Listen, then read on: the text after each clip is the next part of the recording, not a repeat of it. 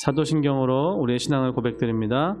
전능하사 천지를 만드신 하나님 아버지를 내가 믿사오며 그 외아들 우리 주 예수 그리스도를 믿사오니 이는 성령으로 잉태하사 동정녀 마리아에게 나시고 본디오 빌라도에게 고난을 받으사 십자가에 못 박혀 죽으시고 장사한 지 사흘 만에 죽은 자 가운데서 다시 살아나시며 하늘에 오르사 전능하신 하나님 우편에 앉아 계시다가 저리로서 산자와 죽은 자를 심판하러 오시리라. 성령을 믿사오며 거룩한 공회와 성도가 서로 교통하는 것과 죄를 사하여 주시는 것과 몸이 다시 사는 것과 영원히 사는 것을 믿사옵나이다. 아멘. 찬송가 436장입니다. 찬송가 436장 찬양 드리겠습니다. 나 이제 주님의 새 생명 얻은 몸 옛것은 지나고 새 사람이로다. 그 생명 내 맘에 강같이 흐르고 그 사랑 내게서 해같이 빛난다. 영생을 누리며 주 안에 살리라. 오늘도 내일도 주 함께 살리라.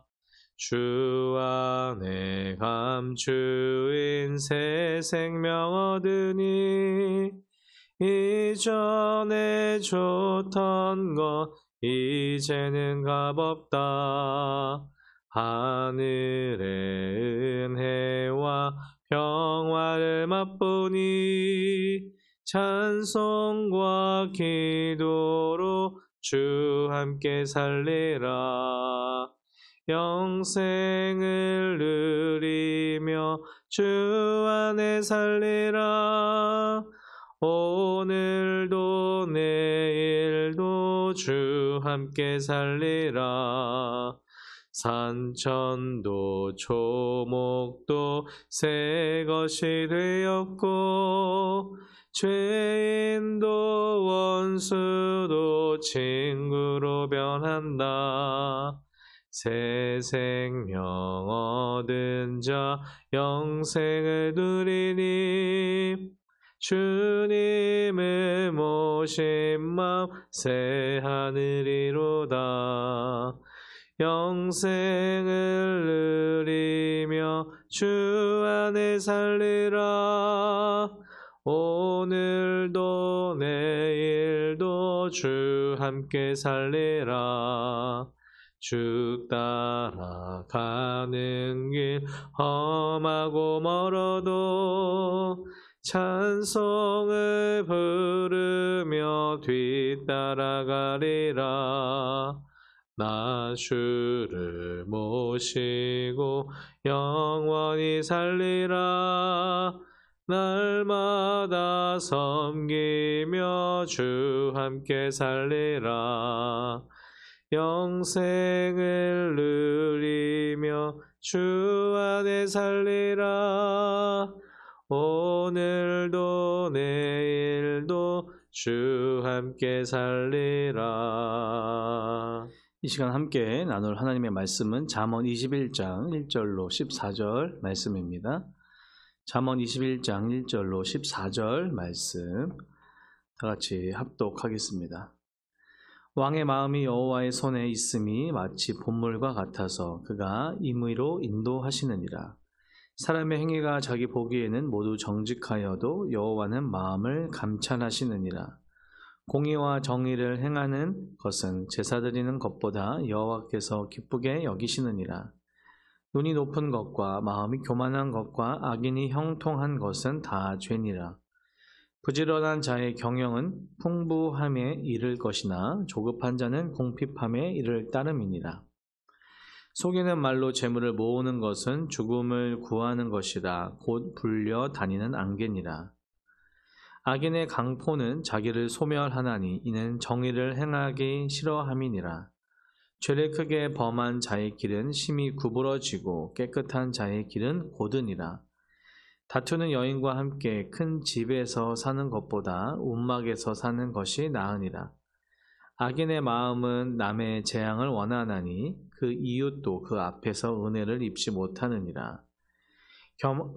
거만한 자가 벌을 받으면 어리석은 자도 지혜를 얻겠고 지혜로운 자가 교훈을 받으면 지식이 더하리라. 의로우신 자는 악인의 집을 감찰하시고 악인을 환란에 던지시느니라. 귀를 막고 가난한 자가 부르짖는 소리를 듣지 아니하면 자기가 부르짖을 때에도 들을 자가 없으리라. 은밀한 선물은 노를 쉬게 하고 품 안의 뇌물은 맹렬한 분을 그치게 하느니라. 아멘. 함께 읽은 본문 말씀으로 마음을 보시는 하나님이란 제목으로 말씀을 나누려고 합니다. 창세기 말씀을 마치고 10월의 남은 날은 잠언 말씀을 함께 살펴볼 텐데, 잠언을 통해서 우리가 세상을 살아가는 지혜를 얻을 수 있다라고 이야기합니다. 그래서 교회를 다니지 않는 사람도 잠언 말씀을 참 좋아하죠. 그리고 잠언의 유명한 구절들은 교회 다니지 않는 사람들도 아마 익숙히 들어본 구절들일 것입니다. 잠언을 흔히 지혜문학이라고 이야기합니다. 삶의 다양한 가치와 올바른 행동과 도덕적인 교훈을 담은 짧은 문장들의 모음집이라 할 수 있습니다. 그래서 참 읽기가 쉽고 편하고 또 참 좋습니다. 그렇다면 우리의 궁극적인 질문이 있습니다. 지혜는 무엇일까요? 지혜는 무엇입니까? 잠언에서 이야기하는 지혜는 우리에게 무엇을 이야기해 줍니까? 이 지혜는 세상에서 이야기하는 처세술이나 또 삶에 살아가는 지혜, 또 자기개발서와 인간관계에 관한 지혜, 그것을 포함할 수는 있지만 궁극적으로는 그것을 이야기하는 것이 아닙니다.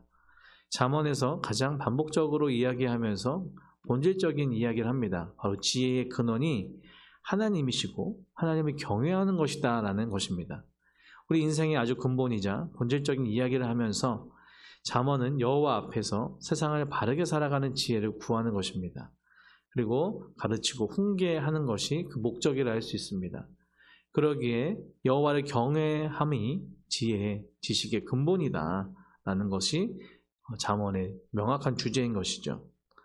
저와 여러분은 지혜의 시작이시고 근본이신 하나님을 알 때, 또한 그분을 경외하며 나아갈 때 우리가 이 세상을 살아가는 지혜와 또한 궁극적인 의미와 이유를 알 수 있는 것이죠. 잠언 21장 우리가 읽은 본문에서는 사람의 행위가 스스로는 옳아 보여도 그 마음의 중심을 감찰하시는 분이 계시다.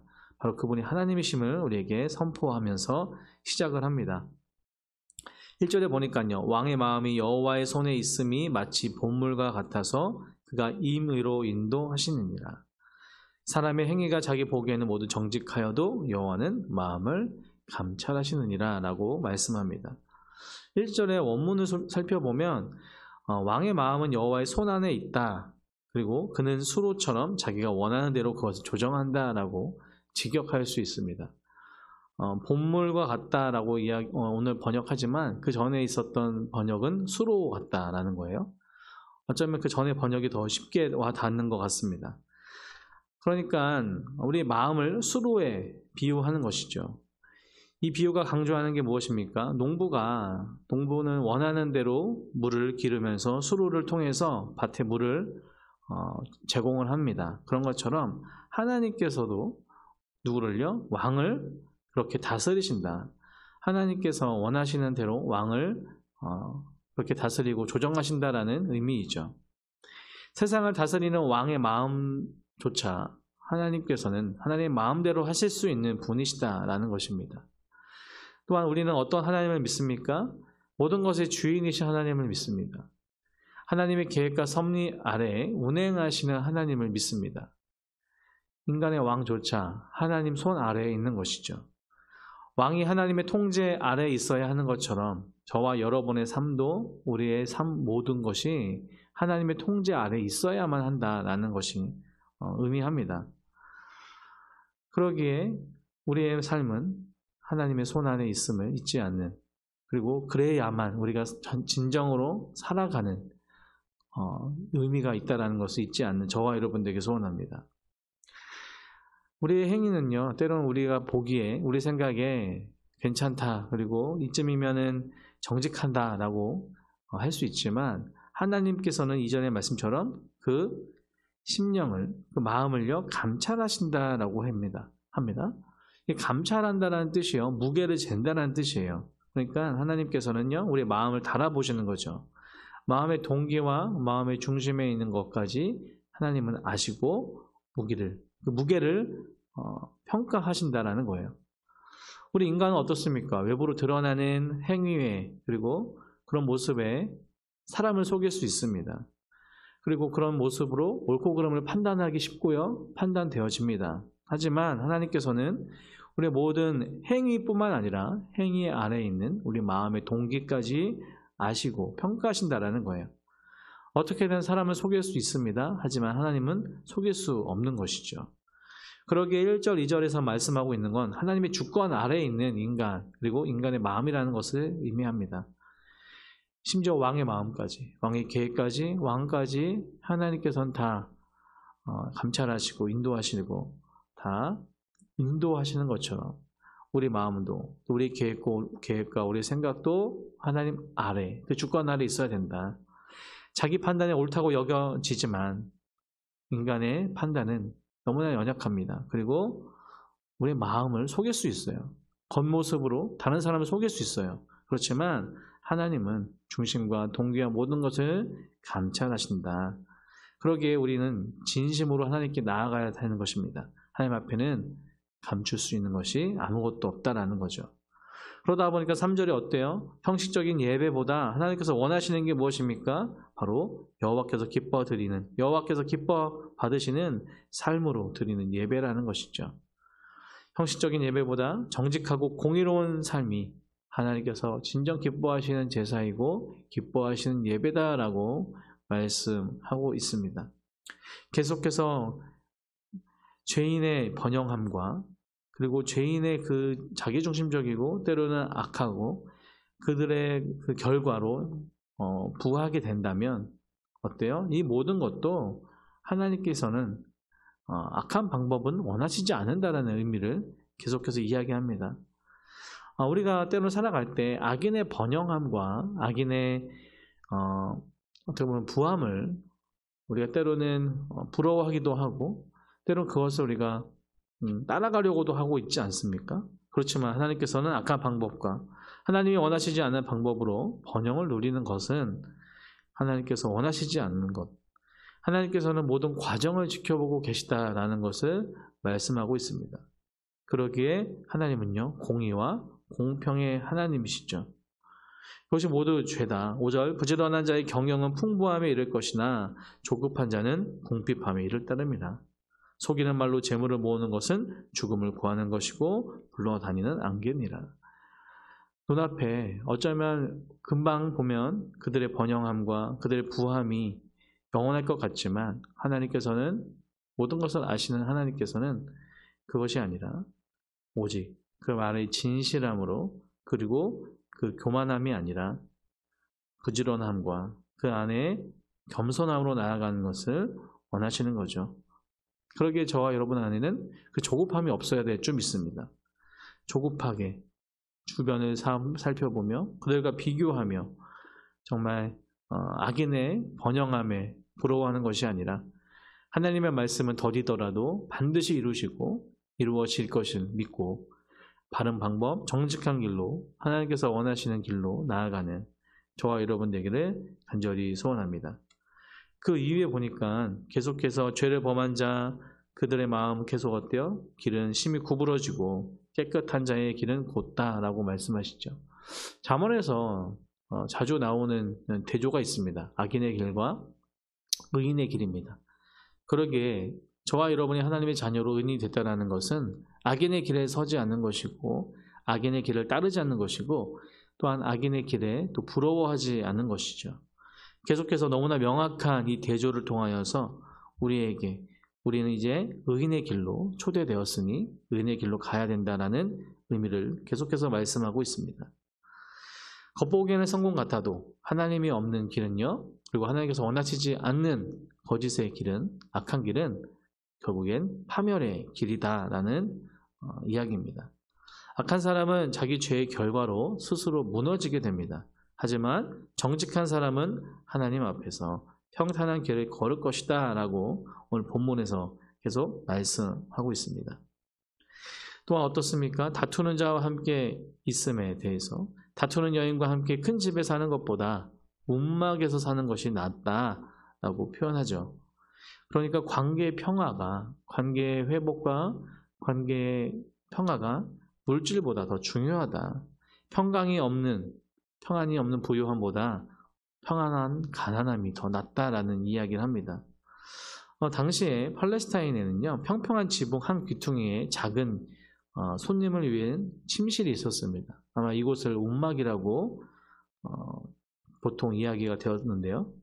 그만큼 손님이 묵는 작은 움막처럼 그곳이 오히려 어때요? 다투는 여인과 함께하는 큰 집보다 낫다라며 비유하지만 저와 여러분은 너무나 잘 알죠. 저와 여러분은 이 말씀에 얼마나 우리 관계가 중요하고 또 관계가 어그러지면 우리의 마음이 얼마나 불편하고 힘든 것인지 너무나 잘 표현하는 말씀입니다. 계속해서 악인의 마음과 의인의 분별함, 의인은 하나님의 공의로운 판단을 통해서 배우고 지혜롭게 되고 악인은 그렇지 않은 것을 계속 말씀하면서 마지막 14절부터 은밀한 선물은 노를 쉬게 하고 품 안에 내어보는 맹렬한 분노에 그치게 하느니라 하면서 우리에게 말씀합니다. 말씀을 좀 정리하면서 마치려고 하는데요. 오늘의 본문 말씀을 보면 구절구절이 너무나 적용하기가 쉽게 되어 있습니다. 그렇지만 가장 궁극적으로 하나님께서 원하시는 하나님의 그 큰 관점에서 보면 하나님의 주권과 사람의 행위와 의로운 삶의 원리를 다루면서 우리의 마음의 중심을 보시고 달아보시는, 다 감찰하시는 그 하나님이 우리의 하나님이심을 말씀하고 있습니다. 모든 것이 하나님 손 안에 있습니다. 신앙은요, 우리의 믿음은요, 제사보다, 믿음의 어떤 예배보다 삶으로 증명되는 것이죠. 교만하지 말고 악한 길에 서지 않고 불의로 나아가는 것이 아니라 화평하며 또한 겸손하게 공동체 안에서 서로 나누고 하나 되는 평안의 길을 가라 말씀하십니다. 그럴 때 하나님께서는 우리와 늘 동행하시며 하나님 앞에서 겸손하게, 사람 앞에서는 공의롭게, 때로는 어려운 자들에게는 자비롭게 살아야 한다라고 말씀하십니다. 말씀을 정리하면서 마치려고 합니다. 잠언 말씀은 구절구절들이 너무나 적용이 쉽게 되어 있습니다. 그렇다면 우리가 단순히 알고 넘어가는 것이 아니라 계속해서 그 매 구절구절 말씀들을 묵상하면서 나의 삶의 자리에서 그렇게 살지 못했었던 그런 모습이 있다면 회개하면서 다시 한번 말씀을 우리 마음에 새기고 실천하는 저와 여러분들에게 간절히 소원합니다. 하나님께서는 우리의 마음의 중심을 보시고 우리의 모든 마음을 감찰하시는 하나님이십니다. 그 하나님 앞에 바른 길, 의의 길, 말씀에 합당한 삶을 살아내는 저와 여러분 되기를 간절히 소원합니다. 기도하겠습니다. 사랑과 은혜가 풍성하신 하나님 아버지 감사합니다. 하나님께서 기뻐하시는 일이, 하나님께서 원하시는 일이 무엇인지 늘 우리가 주님 앞에서, 주님 그 면전 앞에 있는 것을 잊지 않고 기도로 나아가는 우리 성도님도 될 수 있도록 하나님 인도하여 주시옵소서.